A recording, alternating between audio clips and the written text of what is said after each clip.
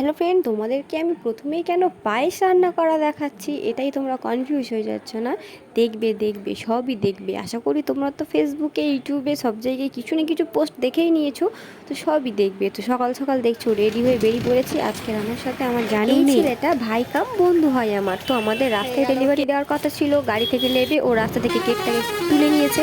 আর এই যে দেখছো আমার রাস্তায় যেতে যেতে আমি ক্যামেরাতে একটু কৈলানের মন্দিরটা ক্লিপ করলাম। তো যাই হোক, আজকে ইন্ট্রোটা দেওয়া হয়নি। হ্যালো ফ্রেন্ড, আশা করি সবাই খুব ভালো আছো, আমিও খুব ভালো আছি।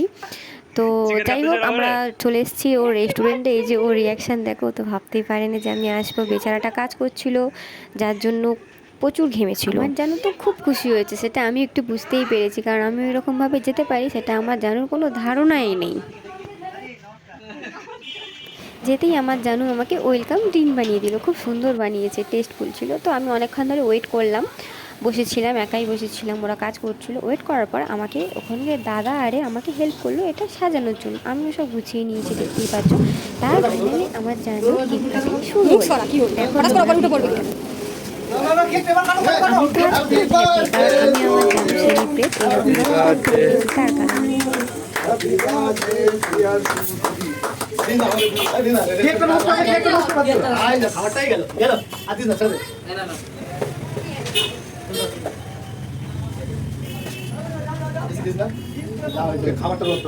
আমরা কেক কাটিং করে আর একটু না দেরি করে আমরা বেরিয়ে পড়েছি বাড়ির উদ্দেশ্যে। এই যে দেখছো আমরা গাড়ির জন্য এখানে দাঁড়িয়ে দাঁড়িয়ে ওয়েট করছি। গাড়ি এলো, আমরা উঠে পড়েছি, তারপর আমি চলে এলাম বাড়িতে। আমি আর গাড়ির কোনো ক্লিপ দেখালাম না তোমাদেরকে, কারণ গাড়িতে প্রচণ্ড ভিড় ছিল। এই যে আমার ভাইয়ের ছোট্ট প্রচেষ্টা, সেও তার ভালো দাদার জন্য কেক কিনেছিল, কেক কাটিং করবে বলে। তো যাই হোক, ভাইয়েরও কেক কাটা, আমারও কেক কাটা সব কমপ্লিট হয়ে গিয়ে আমার যেন আমি যে গিফটগুলো দিয়েছিলাম সেগুলো আমার যেন ওখানে খোলেনি, বাড়িতে নিয়ে এসছে। তো এই যে তোমাদেরকেও আমি শেয়ার করলাম যে আমি ওকে কী গিফট দিয়েছি আর ও কতটা খুশি হলো। তোমরা পুরো ভিডিওটা দেখতে থাকো। আর আমাদের এই ছোট ছোট খুশির মুহূর্তগুলো আমি আপনাদের সাথে শেয়ার করেছি। আপনাদের যদি ভালো লাগে অবশ্যই কমেন্টে জানাবেন। ওটা আর কিছু নেই। ভালো আছে? ডিজাইনটা কোটের মতো, নিজের হাতে বানানো। আমি জানি, ছবিটা প্রিন্ট আউট করা। আমি জানি তুই যা কিছু করিস। আমার হাতে লেখা ভালো না। কাঁচি দে, কাঁচিটা পাই এখানে, এখানটা এই নিচে।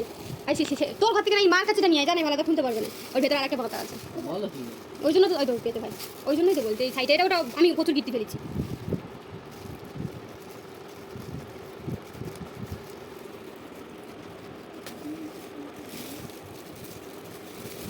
দাদা এমনি করে এমনি করে এমন করে তো না বড় জায়গা আই বললো না। আর কখন ধরে আসে না, ওই জন্য তো পড়ে নেই। এইটাকে আমি খুলে না, আমি এইটা দেখি হ্যাপি বার্থডে। এটা আমি এটা কি আছে আমি দেখি। ও পাগলা হয়ে যাচ্ছে, এটার মধ্যে কি আছে। এটার মধ্যে গুপ্তধন আছে। আমি ওই জন্য তোমাকে বলেছিলাম তোমার ফুফুর জন্য একটা চকলেট দিয়ে আসতে, মানে ওখানে রেখে দিয়ে আসতে। ওই জন্যই আমি তোমাকে বলছিলাম যে এটা কিনে দেবো। ছড়িয়ে এতক্ষণ ধরে র্যাপিংটা খোলার জন্য তোমাকে, এতক্ষণ ধরে র্যাপিংটা খুলছো, এতক্ষণ ধরে খোলার জন্য, ওই জন্যই বললাম সরি। ওটা খুলবে না, পুরো চিত্তে হবে তোমাকে। আর পারবো না জানো, অনেক কষ্ট করে আমি করেছি, খুব ইচ্ছা ছিল আমার। আবার আমার খুব ইচ্ছা ছিল।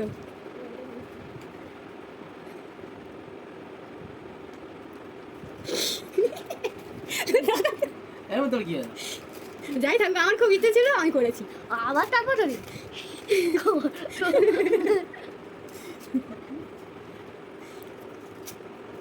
আবার তো ভেতরে না কিছু বলো, ওরকম করে তাকাচ্ছ কেন তুমি?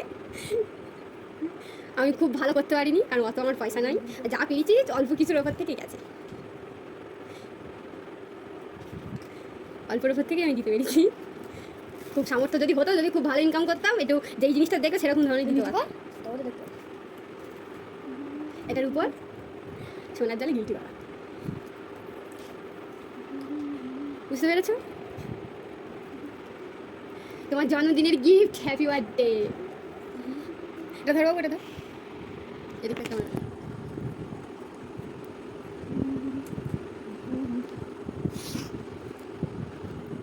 এত কিছু করতে